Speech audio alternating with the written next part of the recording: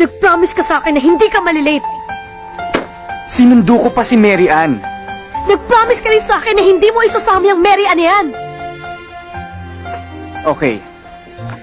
Kaya ako sinama si Mary Ann kasi mag-una kami. At syempre, kung ang gusto kong unang makaalam ng dahil ikaw ang best friend ko. Akala ko'y panghabang buhay na kabilinggan. Lahat na yata binigay para Get out of my way. Hindi ka ba masaya para sa akin? Get out of my way. Bujoy, di ba ito ang gusto mo? I said get out of my way! Ano bang nangyayari sa'yo? Wala kang pakialam! Hindi na kita maintindihan Kailan mo eh. ba ako inintindi? Diretsin mo ako. Dahil hindi ko kayang basahin kung anong nandyan sa utak mo. Kung galit ka, sabihin mo sa akin kung bakit. Kung nasaktan kita, sampalin mo ako. Sige, gantihan mo ako. Matatanggap ko lahat dahil kaibigan mo ko eh. Oh yes! Kaibigan mo ako! Kaibigan mo lang ako! And that's all I ever was to you, Ned. Your best friend.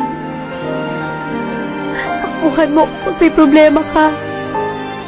Nagkasunod. Nagabigay ng advice. Taga-enroll. Tagagawa ng assignment. Nagpagkataon sa'yo kapag nalulungkot ka. Nagkatanggap ng kahit na ano. And I'm so stupid to make the biggest mistake of falling in love with my best friend. Dahil kahit kailan, hindi mo naman ako makikita eh. Kahit kailan hindi mo ako kayang mahalin dahil pa sa isang kaibigan. Bujoy. Bujoy.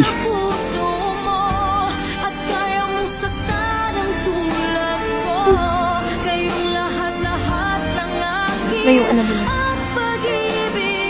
I think you can get out of my life. Bujoy, mahal kita.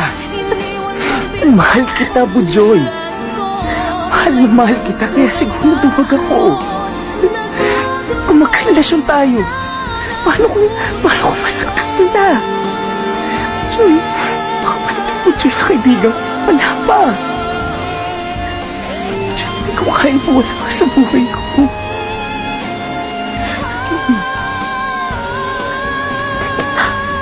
Ano gusto mo sabihin ko, Ned? Ano gusto mong maramdaman ko?